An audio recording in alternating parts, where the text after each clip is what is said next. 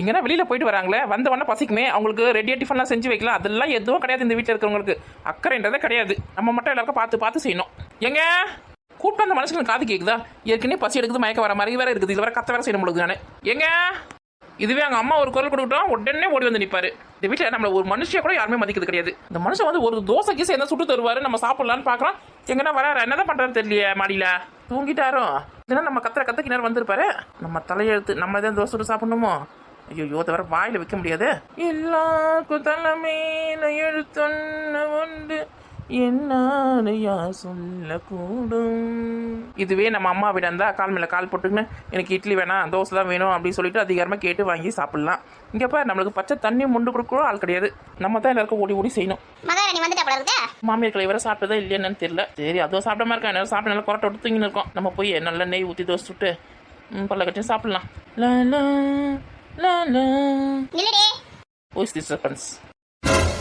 கிளவின தூங்கலையா? எங்க போற? எங்க போறாங்க? பேங்க்குக்கு போறாங்க. பேங்கா? இந்த பக்கம் எங்க இருக்கு பேங்க்? தெரியுதுல, சமையல் கட்டுக்கு போறேன். நீ ஒண்ணு சமையல் கட்டுக்கு தான் போதாவல. ரொம்ப நன்றி அத்தை.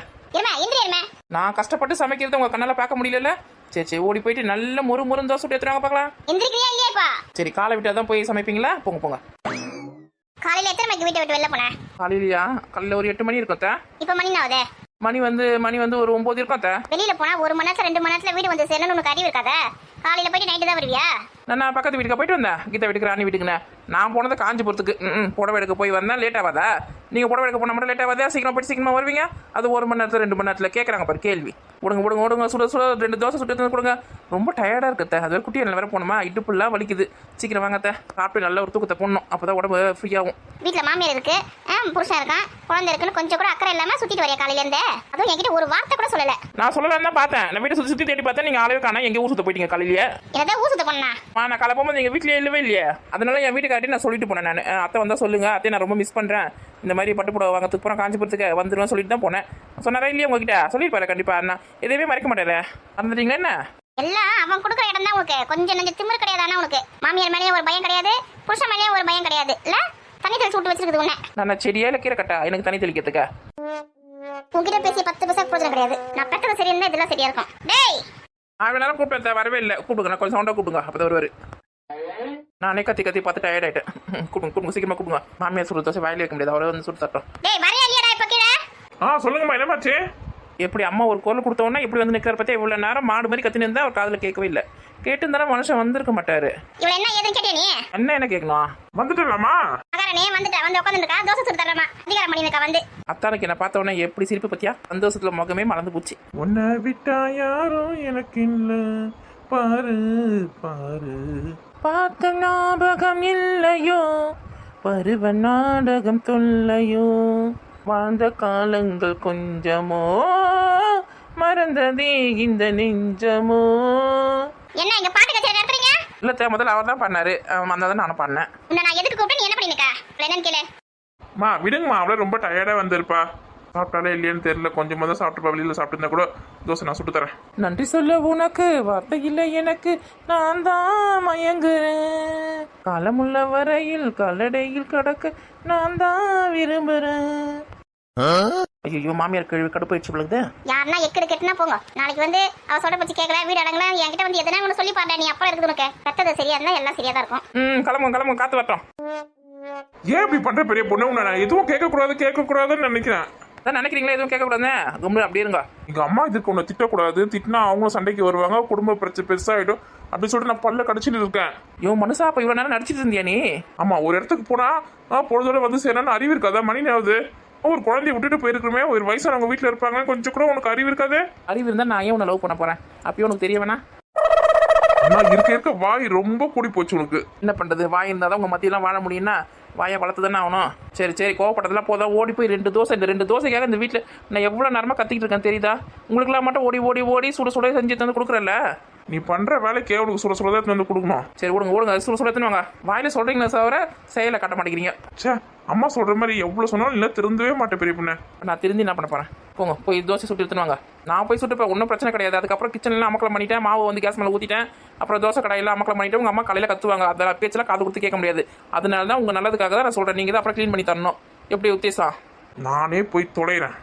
அப்படி சட்டுப்பட்டு முடிவு எடுக்கணும். போங்க ஏங்க அப்படியே ஃப்ரிட்ஜில் வந்து நேற்று அரைச்ச தக்காளி சட்னி இருக்கு பாருங்க, அதை கொஞ்சம் சூடு பண்ணி வச்சு எடுத்துனாங்க. என் மாமியார் சண்டை போட்டாலும் எனக்காக தக்காளி சட்னிலாம் இல்லை சூப்பராக செஞ்சு தருவானா, அதனால தான் கொஞ்சம் எடுத்து ஃப்ரிட்ஜில் வச்சிருக்கேன். காற்று வாங்க போனேன் ஒரு கவிதை வாங்கி வந்தேன், அதை கேட்டு வாங்கி போனா அந்த கண்ணி என்னவானா. தயவு செஞ்சு உன் வாயை கொஞ்சம் மூடுறியா? Okay okay. புருஷன் கடுப்பாயிட்டாரு. வீட்டுக்கு போலான்னு சொன்னா இந்த மனசை சொல்ற பிடிச்சி கேட்டதானே கரண்ட் வேற ஆஃப் ஆகி போச்சு, வெந்து போது நடு ரோட்ல கூட வந்து உட்கார வச்சிருக்காங்க சாப்பிட்றதுக்கு. இது நடு ரோடு இல்லைம்மா, வாசல். வாய் எதனா வந்து போது கும்பிடுறியா நீ வேற? உங்க அம்மா ரொம்ப கோவமா இருக்கா. அம்மாப்பா ஆமாப்பா, இந்த மாதிரிலாம் உட்காந்து சாப்பிட்றதுக்கு கொடுத்து வச்சிருக்கணும்டா. எது இந்த கொசுக்கல்ல உட்காந்து இருக்கிறதுக்கா? உங்களுக்கு நம்ம சொன்னா புரியாது. ஏன் இங்க வந்து உட்காந்துட்டேன்?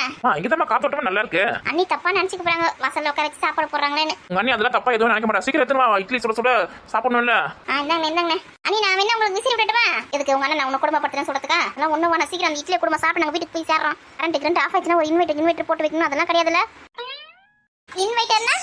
இன்வெர்டர்னா இந்தாம்மா. ஏடி இது பேர் மெழுகு வத்திடி. உங்க தங்கச்சி பொண்ணுக்கு குழப்ப பாத்தீங்களா? இன்வெர்டர்னா மெழுகு வத்தியா. கும்முன்னு சாப்பிடு. எனக்கு எங்க கொடுத்ததா சாப்பிட முடியா? உனக்கு தரவில்லையா? இந்த சாப்பிடு வரைக்கும் வாய முடியும்.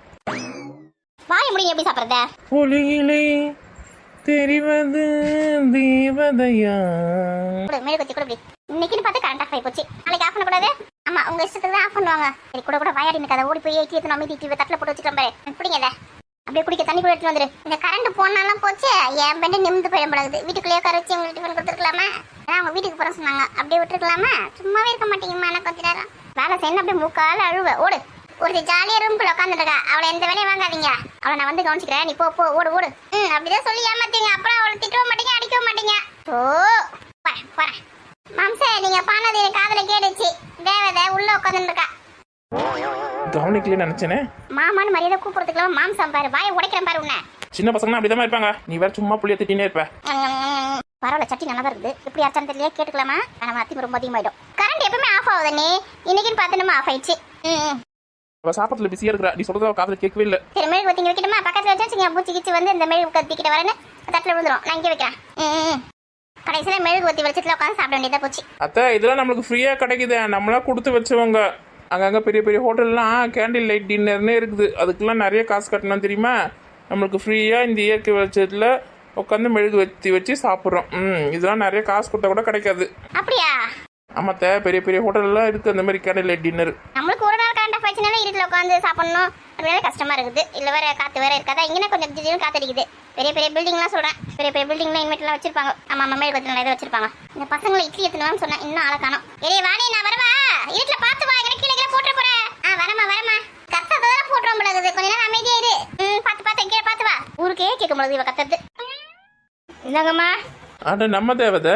பார்த்து பார்த்து கண்கள் பூத்திருக்கும், நீ வருவாய் என பூத்து பூத்து கண்கள் வேத்திருக்கும், நீ வருவாய் என.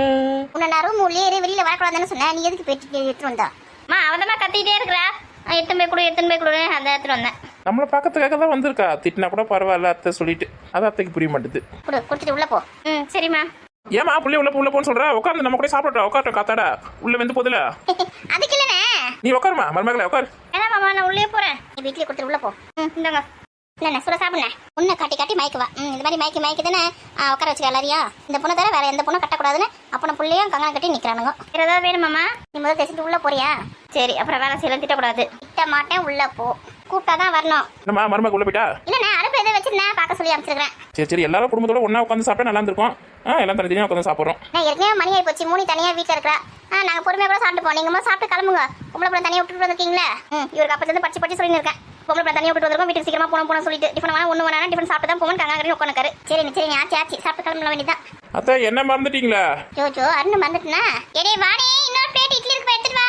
நம்மளே வேலை வாங்குவாங்கப்பா. சரி இல்லது கடையில சுத்தி காலே வலிக்குது. இந்த எருமை அப்பயே சொன்னேன், 2 பிளேட்டை கையில எடுத்துட்டு போனேன். சீக்கிரமா அத்தைக்கு மாமாக்கு டைம் ஆகுதுல, வீட்டுக்கு போத்தாவில்ல. என்ன அம்மா இங்கே இருக்கட்டும், நான் கழிச்சு நானே தந்து விடுறேன். சரிம்மா. இங்க பாரு கோமதி, அத்தை இல்லைன்னா எனக்கு வேலையே கூடாது. அத்தையை கூட அனுப்பிச்சு விடு. 4 நாளைக்கு இருக்கட்டும், நீ நானே கூட்டு வந்து விடுறேன். வேணாம் அவங்க இருந்தாலும் கூட வேலை செய்வாங்க. நான் உண்டியெல்லாம் வீட்டில் வேலை செய்ய முடியாது. கொஞ்சம் தான் அனுப்பிச்சு விடு. சரி நீ. ஏன் நான் தான் இருந்துட்டு வரட்டுமே, அம்மா இங்கே வரதே கிடையாதுல்ல. வருஷ கணக்கில் ஆச்சு அவங்க இங்கே வந்து. நீங்கள் கம்மனுங்க, எல்லாம் தெரிஞ்ச மாதிரி பேசாதீங்க. வீட்டில் தனியாக எல்லா வேலையும் செய்ய முடியுமா? அதை டிஃபன் செய்யணும், மதியம் சாப்பாடு செய்யணும், நைட் டிஃபன் செய்யணும். யாரால முடியும்? இருக்கட்டே, கல்யாண நெருக்கத்தில் வேணா அம்மா வந்து இருக்கட்டும், ஒரு 10 நாளைக்கு இங்கே இருக்கட்டும்.